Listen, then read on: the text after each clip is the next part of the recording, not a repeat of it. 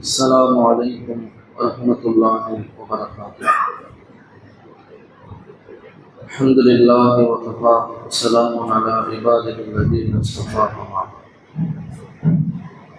اللهم صل على سيدنا محمد وعلى آل سيدنا محمد كما صليت على إبراهيم وعلى آل إبراهيم إنك حميد مجيد. اللهم بارك على سيدنا محمد وعلى آل سيدنا محمد كما باركت على إبراهيم وعلى آل إبراهيم إنك حميد مجيد. أعوذ بالله من الشيطان الرجيم. بسم الله الرحمن الرحيم. إذا جاء نصر الله والفتح. அல்லாஹ்வுடைய உதவி வெற்றி வந்தபோது وَرَأَيْتَ النَّاسَ மக்களை நீங்கள் பார்த்தீர்கள் يَدْخُلُونَ فِي دِينِ اللَّهِ அல்லாஹ்வின் மார்க்கத்திலே அஃப்வாஜ படைகளாக நுழைகிறார்கள். ஃபஸப்பிஹ் எனவே நீங்கள் அல்லாஹ்வை தஸ்பீஹ் செய்யுங்கள். பிஹம்தி ரப்பிக் உங்களுடைய ரப்பை புகழ்வதை கொண்டு. வஸ்தக்ஃபிர் இன்னும் அவனிடத்திலே பாவத்திற்கான மன்னிப்பை தேடுங்கள். இன்னும் கால தவ்வாபா அல்லாஹ் தஆலா தன் பக்கம் பாவங்களை நினைத்து வருந்தி மீளுபவர்களுக்கு அவர்களின் தௌபாவை ஏற்கக்கூடியவனாக வந்திருக்கிறான். கண்ணியத்திற்குரித்தான அல்லாஹ்வின் நல்லடியார்களே, பெரியவர்களே, சகோதரர்களே, சென்ற வாரம் சூரத்துல் அஹத் என்று சொல்லப்படக்கூடிய சூராவினுடைய தஃசீரை நாம் பார்த்தோம். இந்த வாரம் சூரத்துல் நஸ்ர், அதற்கு இந்திய சூறா. இந்த சூறா இருக்குது ஹஜ்ரத் இப்னு அப்பாஸ் ரலியல்லாஹு சொல்றாங்க, இறக்கப்பட்ட சூறாக்கள கடைசி சூறா சூரத்துல் நஸ்ர். இதா ஜாஅ நஸ்ருல்லாஹி வல் ஃபத்ஹ். அதாவது முழுமையாக இறக்கப்பட்ட சூறா. முதல்ல ஆயத்துன்னு சொல்லி இறங்குனது எல்லாருக்கும் தெரிஞ்சது இக்ரா பிஸ்மி ரப்பிக்கல் லதீ ஹலக். அதனுடைய ஃபர்ஸ்ட் 5 ஆயத்து இருந்துச்சு. அடுத்து கொஞ்ச நாள் கழிச்சு சூரா முதஸ்ஸிருடைய ஆயத்துகள் இருந்துச்சு. முழுமையாக சூறாவாக எது முதல்ல இறந்துச்சு அப்படின்னு சொன்னா சூரத்துல் ஃபாத்திஹா. நம்ம தினமும் தொழுகையில ஓதுகின்ற இந்த சூறா.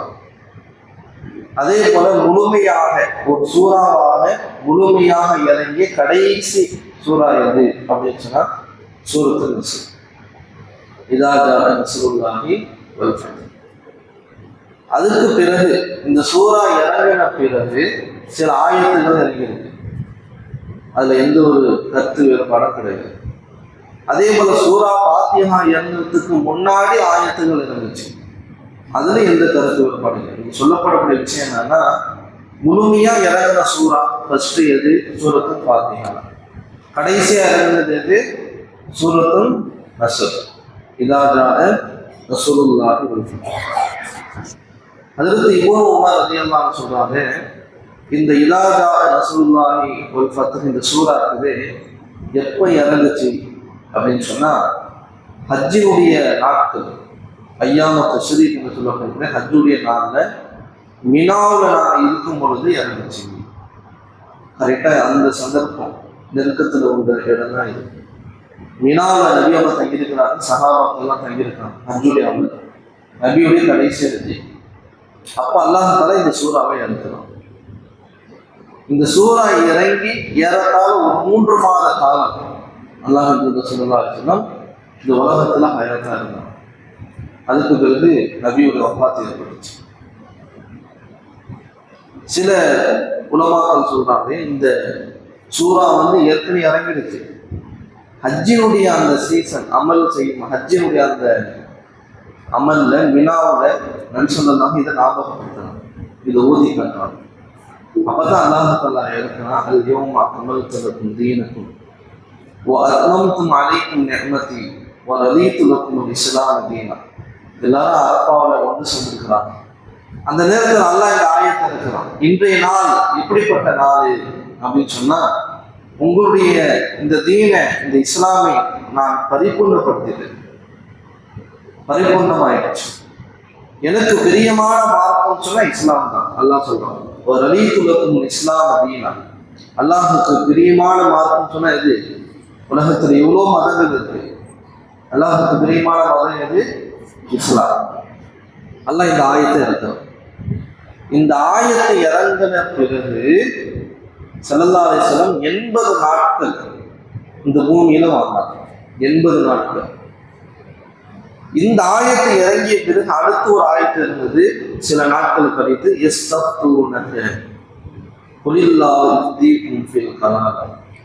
நபிகிட்ட சில மசாலா கேட்கிறாங்க. மார்க்க சட்டம், வராசத், வாரிசுரிமை சட்டம் சம்பந்தமான சில சட்டங்கள் ஃபத்வாவா, மார்க்க தீர்ப்பாக கேட்கிறாங்க.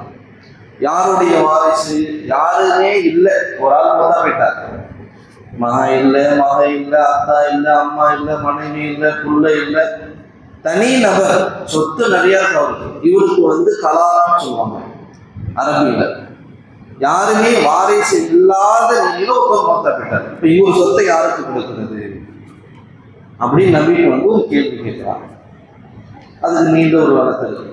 அப்ப அந்த அல்லாஹ் இந்த ஆயத்தை இருக்கும். இந்த ஆயத்தை இறங்கின பிறகு ஸல்லல்லாஹு அலைஹி வஸல்லம் 50 நாட்கள் இருந்தாங்க. ஏற்கனவே 80, அது 30 நாட்கள் கழிச்சு இந்த ஆயத்தை இருக்குது. உலகத்துல 50 நாள் பாக்கி இருக்கு. அடுத்து அல்லாஹ் ஆயத்தை இருக்கிற லக்கது ஜாஅக்கும் ரசூலுன் மின் அன்ஃபுசிக்கும் அஸீஸுன் அலைஹி மா அனித்தும் ஹரீஸுன் அலைக்கும் பில் முஃமினீன ரഊஃபுர் ரஹீம். சூரத்து தௌபாவுடைய 128வது ஆயத். அந்த 50லேருந்து ஒரு 15 கழிச்சு 35வது நாள் இந்த ஆயத்தை இறங்கி ஸல்லல்லாஹு அலைஹி வஸல்லம் 35 நாள் பாக்கி இருக்கு ஹயாத். நபியினுடைய மௌத்துக்கு முன்னால் ஏறத்தாழ 20 நாட்கள், 20 நாட்களுக்கு முன்னால குர்ஆனுடைய கடைசி ஆயத்தா இறங்கினது சூரத்துல் பக்ராவுடைய 281வது ஆயத். இதுதான் இறங்குனது கடைசி ஆயத். ஒத்தகு யோமன், ஒரு நாள், அந்த மறுமை நாளை பயந்து கொள்ளுது. ஏன் மறுமை நாளை பயப்படும்? துர்ஜஊன ஃபீஹி இலல்லாஹ், அல்லாஹ்க்கு நீங்க அங்கேதான் வர வேண்டியது இருக்கு. எங்க வந்தோமோ அங்கிலிருந்து ரிட்டர்ன், அதுதான் ரஜ்ஜன்னு சொல்லுவாங்க. மௌத்தா போனவங்களை பார்த்து மலக்குமார்கள் சொல்லுவாங்க, இருஜி. சூரத்து ஃபஜ்ர்ல வரதா இல்லை, இருஜி. ரஜா அப்படின்னு சொன்னா அரபி வேர்ட்ஸ்ல தமிழ் மீனிங் திரும்பினார் அப்படின்னு அர்த்தம். அத்தான்னு சொன்னா வந்தான்னு அர்த்தம். வீட்டுல இருந்து பள்ளிக்கு வந்தோம், இது அத்தா. ரஜான்னு சொன்னா என்னன்னா எங்க வந்தோமோ திரும்பி அதே இடத்துக்கு போறது, அதுதான் ரஜா. நம்ம எங்கேயும் வந்தோம், அல்லாட்டையும் வந்திருக்கோம். நம்ம பாசையில சொன்னா எங்கேயும் வந்தோம், அல்லாஹ்ல தான் வந்தது. அல்லாஹ் படைச்சா ஒரு மைதானத்துல நம்முடைய ரூஹுகள் சேர்த்தா அலஸ்துபிக்கும் உடன்படிக்கை எடுத்தா அப்படியே கொஞ்சமா அப்படியே கிராஸ் ஆகி டிரான்ஸ்ஃபர் ஆலமி அருவா. ரூஹு எப்படி இப்போ உடம்பெல்லாம் உட்காந்துருக்கோம், ரூஹு மட்டும் உட்காந்துருக்கும். சரி, அடுத்து எங்க வந்தோம்? அங்கிருந்து டிரான்ஸ்ஃபர் ஆகி ஆலமே அதுதான் தாயினுடைய வயிறு. யாருடைய வயிறு? தாயினுடைய வயிறு. அடுத்து எங்க வந்தோம்? இது பூமி, இது 3வது. இங்கிருந்து அடுத்து எங்க போகிறோம்? பர்தஸ். கபுராணிகளா வாழ்வாங்க. எப்படி நம்ம இன்னைக்கு உலகத்துல வாழ்ந்துட்டு இருக்கோம், அண்ணன் தம்பி, மாமன் மச்சான், சொந்தக்காரர், அண்டை வீட்டுக்காரன்ட்டு மௌத்தா போனாங்க ஒரு உலகத்துல வாழ்ந்துட்டு இருக்கிறாங்க. அவங்க எந்த உலகம்? ஆளுமே வருது. மௌத்தா போறவங்களாம் சந்திச்சுப்பாங்க. யாரு நம்ம ரொம்ப நெருங்கிய கூட்டாளியா இருப்பார், மோத்தா இருப்பார். அவர் மோத்தா போய் கொஞ்ச நாளைக்கு இவர் மோத்தா பண்ணாருல்ல, இவரு போய் அங்கிட்ட அவரை பார்ப்பாரு. அதே நேரத்துல ஒரே தெருவுல சில பேர், சில கூட்டாளி 4-5 பேர் இருக்கும். இன்னொரு ஆள் மோத்தா போய் வரணும். இவர் அவர் போய் விசாரிப்பார், எப்படி நல்லா இருக்காரு அவர் பேர் சொல்லி. அவரு தான் எப்படி மோத்தா போயிட்டாரு.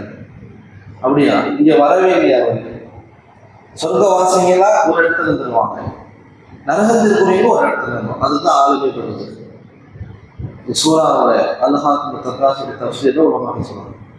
மூத்தா போனாலும் ஒரு உலகம், அங்கிருந்து டிரான்ஸ்ஃபர் ஆகிட்டா கடைசி உலகம் ஆலமி ஆசிரம் மறுமை, 5வது உலகம் தான் மறுமை.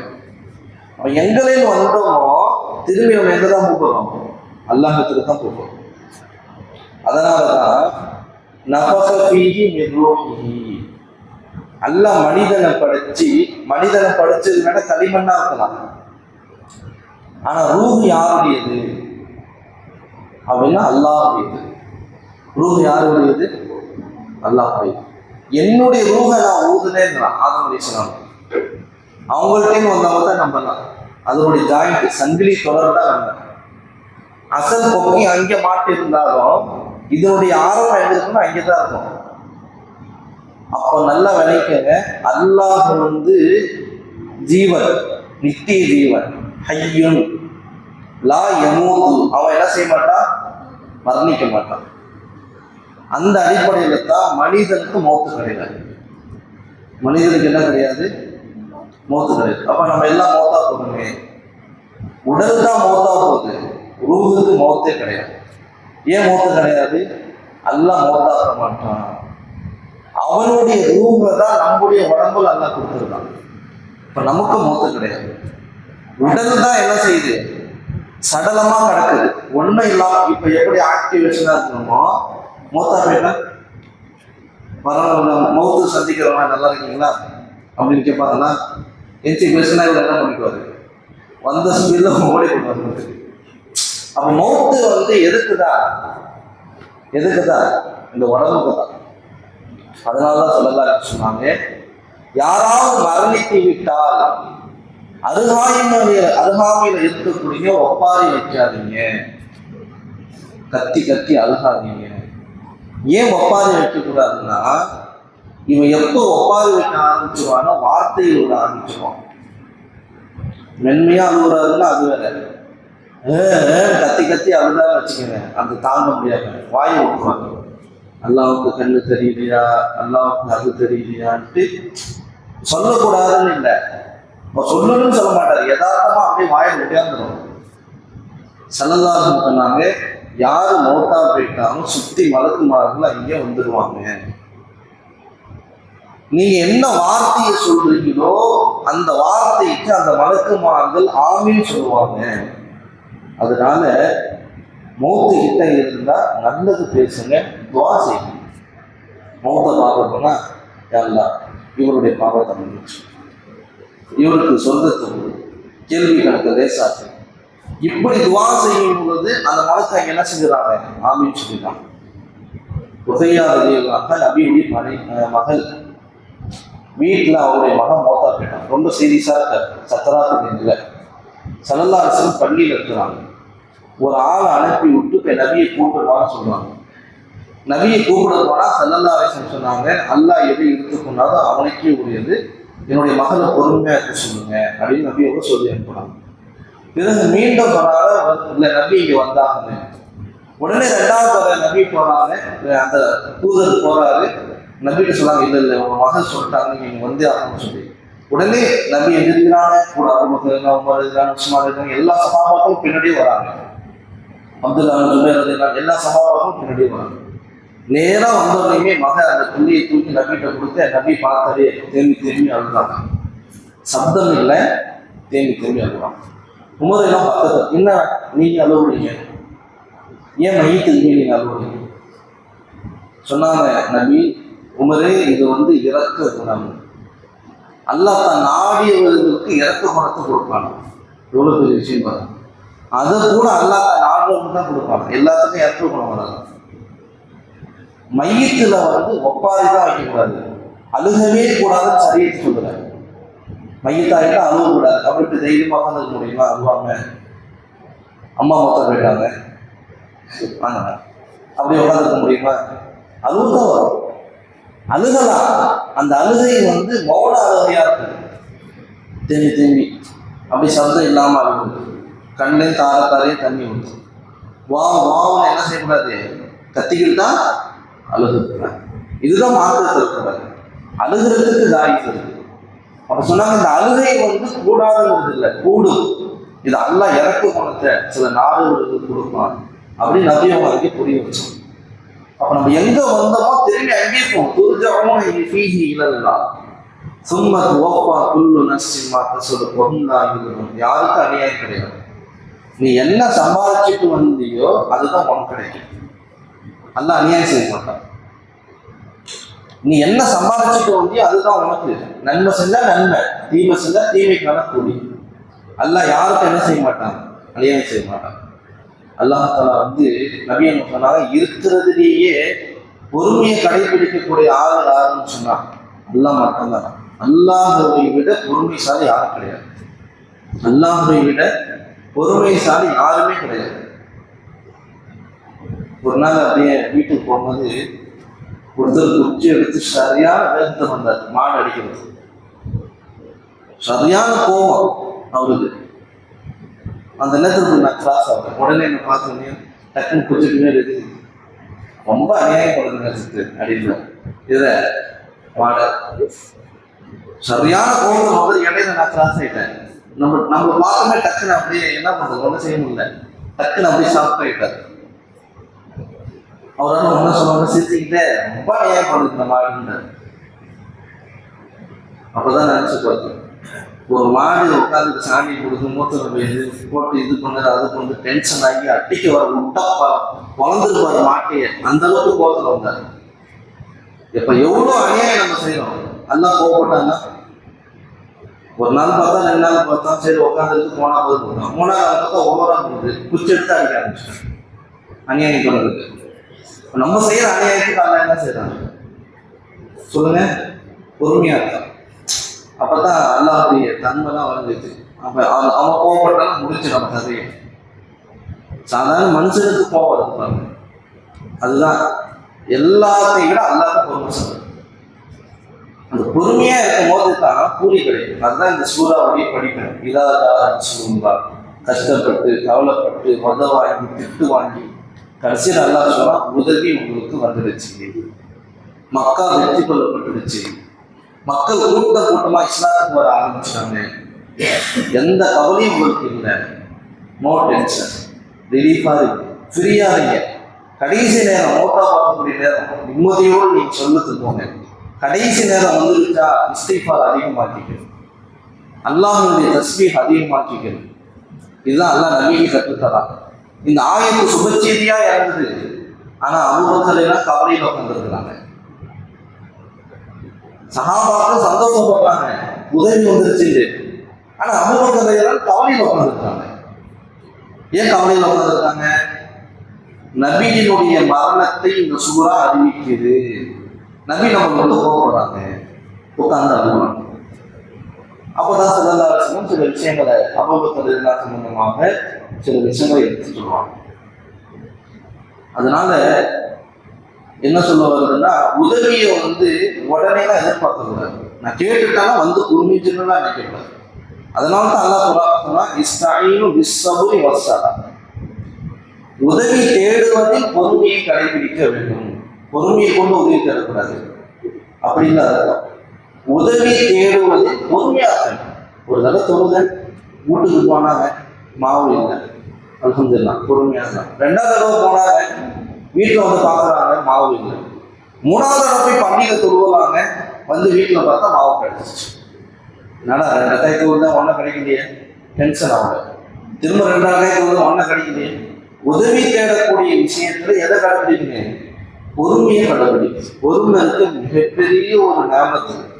பாதி தீன் சுருக்கமா சொல்லணும்னா பொறுமை பாதி தீன், சுக்கர் பாதி. முழு தீன் சொன்னா பொறுமை சுக்கர். அவங்க பொறுமையை சஹாபாக்கள் நபி அவங்க கடைபிடிச்சாங்க. அல்லாஹ் கடைசியில சொன்னா இதா உதவி வந்துருச்சு, உறுதியான விஷயம்.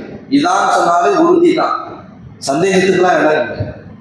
உங்களுக்கு உதவி அல்லாஹ்வுடைய புறத்திலிருந்து வந்துருச்சு. பத்தகை மக்கா வெற்றி கொள்ளப்பட்டுருச்சு. இனி இந்த மக்கா உங்களுடைய பூமி தான். ஃபுல் இஸ்லாம் பருவ ஆபத்துக்கு காரணமாக ஆயிடுச்சு. அதுதான் அல்லாஹ் நமக்கு இங்கே பயன்படுத்தணும். அதனால நம்ம தொழுவோம் போற வரோம், நமக்கு எப்போதுமே வந்து நல்லதே நடக்கும்னா நினைக்கக்கூடாது. ஹதீஸ்ல எப்படி வருது, அல்லாஹ் யாருக்கு நலவன் நாடுவானோ அவனுக்கு உடனே அந்த சோதனை கொடுத்துருவாங்க. அல்லாஹ் யாருக்கு தீங்க நாடுறானோ அவனுக்கான வேதனை எல்லாம் ஏற்படுத்தி வச்சு மறுமையில் கொடுத்துருவான்.